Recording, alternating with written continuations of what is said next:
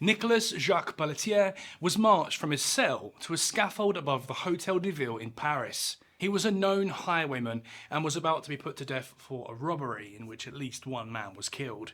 By the day of his execution, Pelletier had actually already spent the last 6 months in prison while the authorities argued about how they should put him to death.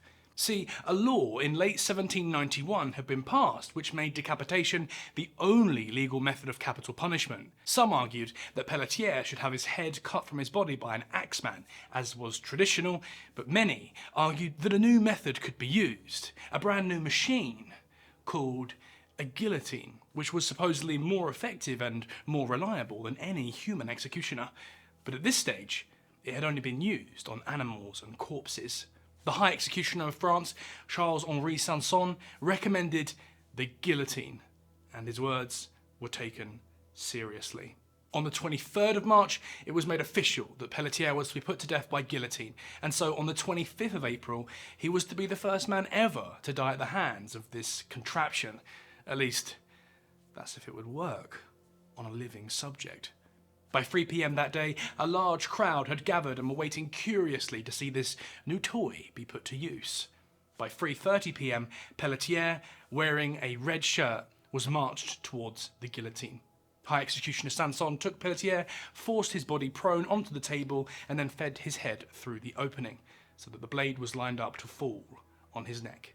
Within just seconds, Pelletier was in place, and the blade fell clean through, leaving his head to thud into a basket below. The machine had worked. A success. But the crowd were not impressed. Sanson, who had by now taken part in hundreds of executions, was stunned to see that the spectators in the street were screaming abuse at the guillotine and himself, and were crying maniacally about how much they hated the whole affair. He heard people from the street yelling, "Bring back our wooden gallows!" See, they weren't angry that a man had been killed. They were angry that the guillotine had taken all the fun out of it. It wasn't bloody enough. It was all over too quickly. It was too clinical. It was too nice for those nasty criminals. France was trying to move away from using punishment as macabre theatre and towards a system where justice was swift, equal, and painless. And the project wasn't popular. But to the relief of the crowds, the guillotine would come back as theatre very soon. To put all this in context though, we need to go back 35 years to when that High Executioner Sanson was just 18 years of age and was ordered to perform one of the worst executions in all human history. In January of 1757, a man named Robert François Damiens was put to death after he tried to assassinate the then King Louis XV of France by attacking him with a knife.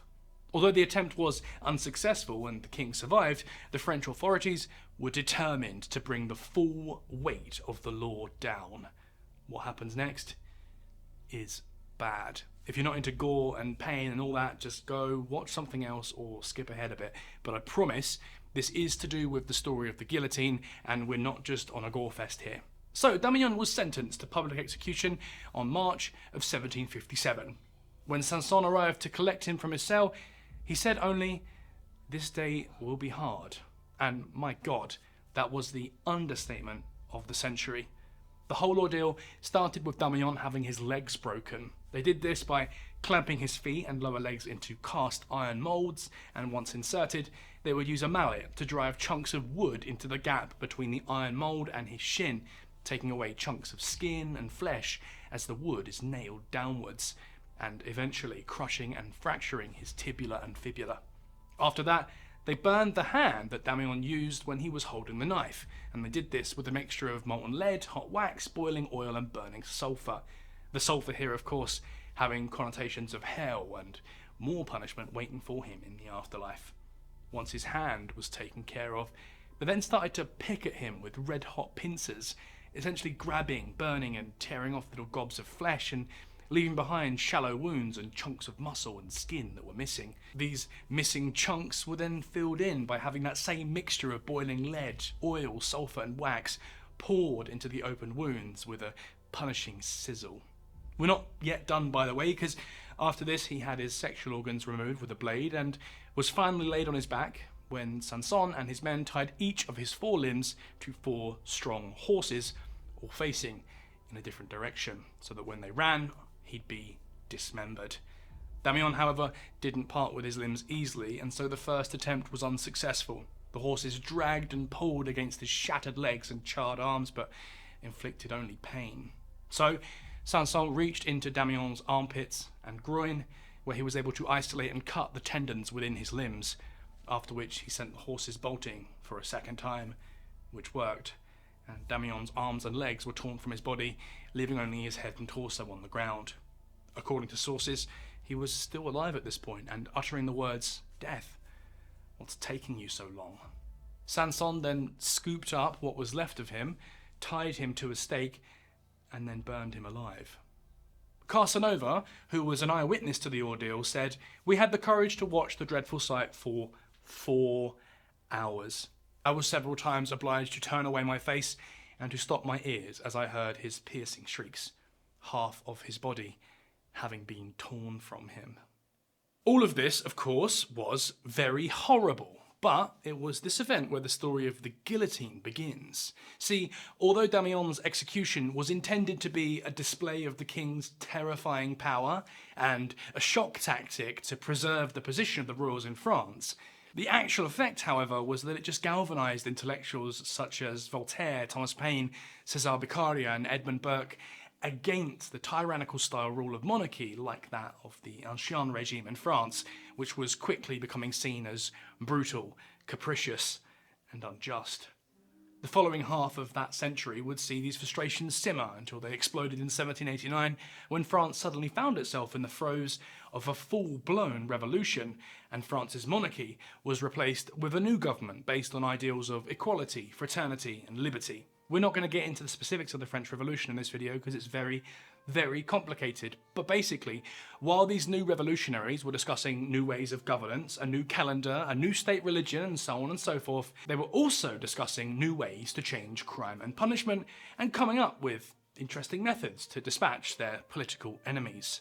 See, at the time, most European thought around law and order emphasised making public examples out of people with punishments that fit the crime, like Damiens. This was based on principles like deterrence and lex talionis, an ancient legal idea that basically means an eye for an eye. But these new French revolutionaries wanted to change the emphasis away from public variety shows, obscure punishments and deterrence, and more towards a rights-based system where justice was swift and equal. In May 1791, one such revolutionary named Louis-Michel Lepelletier de Saint-Fargeau declared that from now on, any sentence involving the death penalty should be the simple deprivation of life without any torture added to it. By December of that year, it was law. Article 4 of the Criminal Code of 1791 stipulated that every person condemned to death shall have his head cut off. This was, by the standards of the time, quite humane and progressive. The death penalty was no longer about inflicting suffering on criminals, but now it was about depriving them of their rights, even if that was the right to life. It was also fairly egalitarian, because before all this, beheading was considered to be the aristocratic, high-status way of being knocked off, whereas the poor were typically just hanged. A painless, consistent method guided by a rights-based system to put people to death seemed like a step in the right direction. The problem was, they didn't bother to specify how this beheading should happen, and there was a big question mark about how they were actually going to do it. If this was supposed to be a standardised, fair and painless way to die, then leaving it up to an axeman wasn't going to cut it.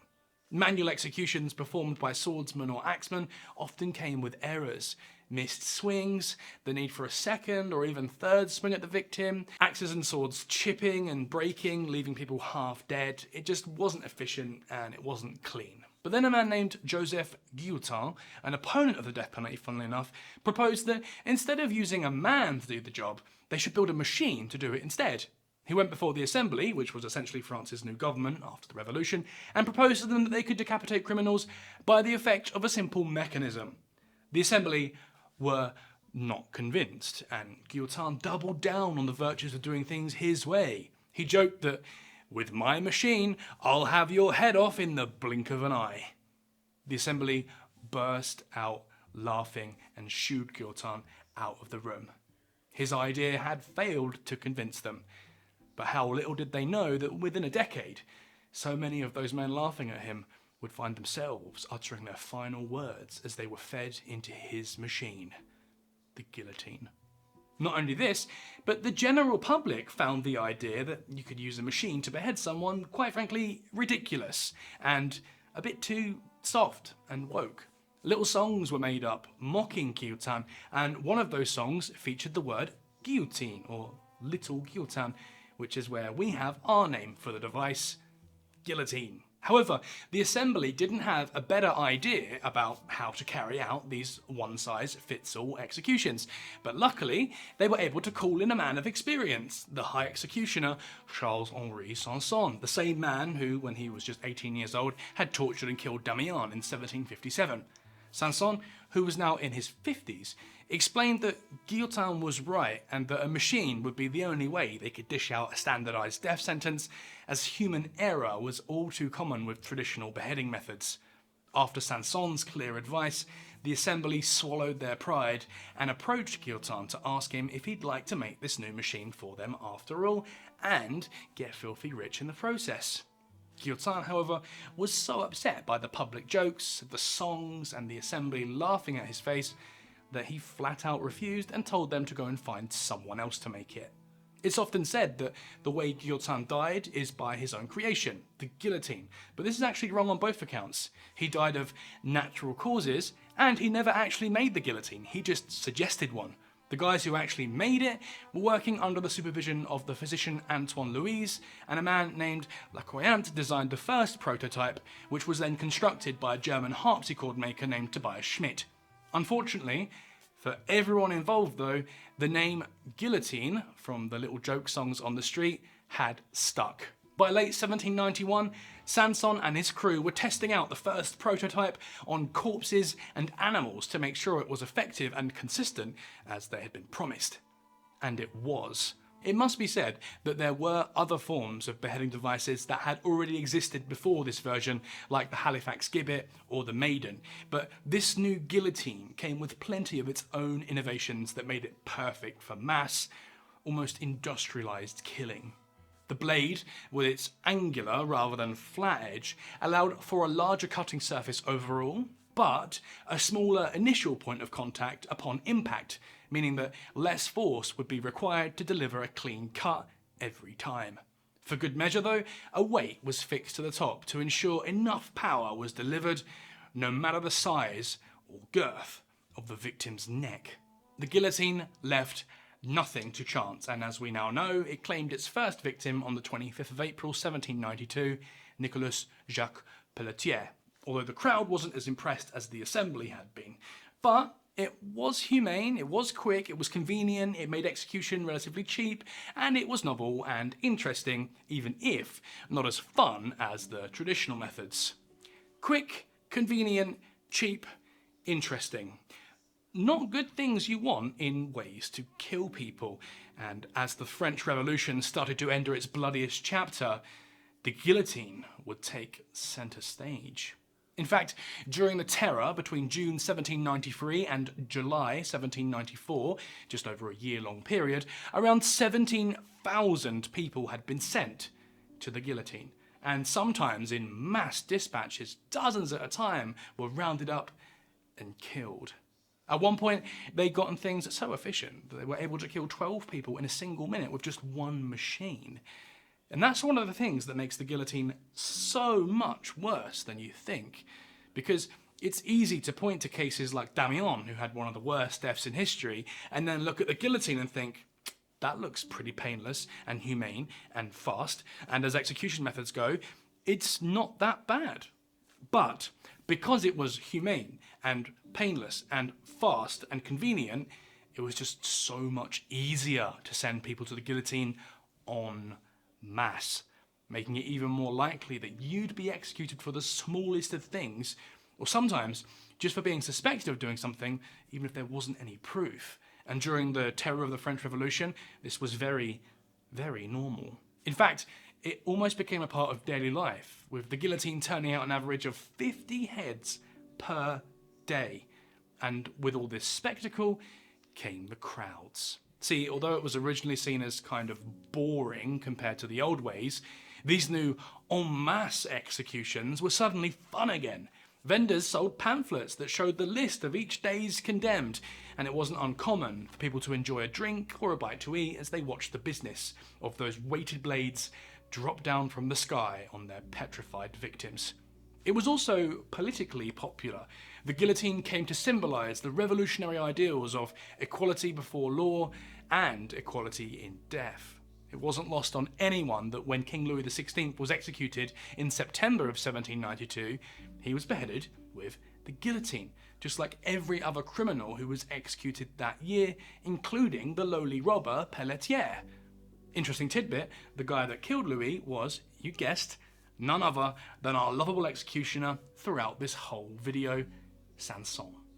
Guillotine mania got so bad, in fact, that at one point they had to put up a protective barrier between the scaffold and the crowd because they were putting so many people through the machine that blood was starting to splatter and run down into the crowds in streams. To the public, the guillotine started to become the object of increasingly dark jokes throughout its use. People laughed that the guillotine cured your headache, it stopped your hair greying, it kept you pale, which was a beauty standard at the time. It was the nation's razor, or the patriotic shortener. The more it was used, the more this gallows humour took hold, but not everyone was laughing. Some physicians had begun to notice that the heads rolling off this assembly line of death were still looking very much alive. When Charlotte Corday was executed with the guillotine in 1793, her executioner picked up her head out of the basket and allowed spectators to give her a slap. They noticed that her cheeks turned red, as though she were blushing from the embarrassment of it all.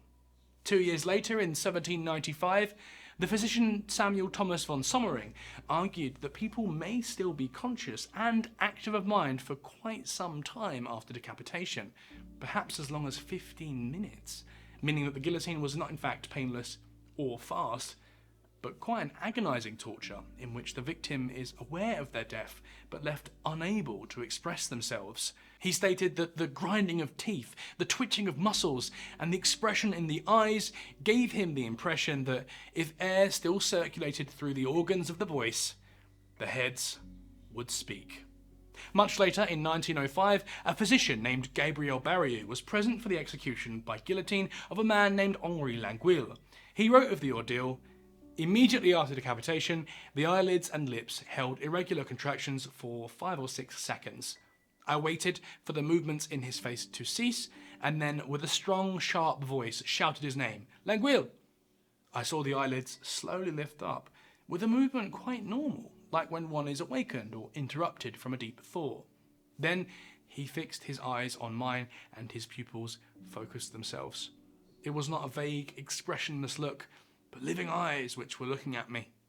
After several seconds, the eyelids closed again, and I called out again. Once more, his eyes lifted and fixed themselves on mine more intensely than the first time. Then a partial closing of the eyes, and a glazed look, like any other dead man. I called his name a third time, but received no response." It's still up for debate today whether or not one's head survives after decapitation by guillotine, but one thing that's not up for debate is that by the 20th century, it became less and less publicly popular, and eventually was seen as unethical. In 1957, the French philosopher Albert Camus wrote against the death penalty in general, but zeroed in on the guillotine in particular because it was especially inhumane by virtue of its mechanical effectiveness, which leaves the victim powerless and hopeless.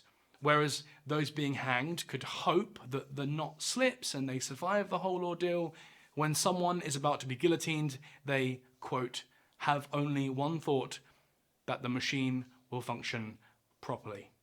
In 1977, the same year as the release of Saturday Night Fever, France performed its last ever execution by guillotine, beheading a man named Hamida Jandoubi, who was facing a death sentence for kidnapping, torturing and murdering the 21-year-old Elizabeth Bosquet. So, some justice in the end.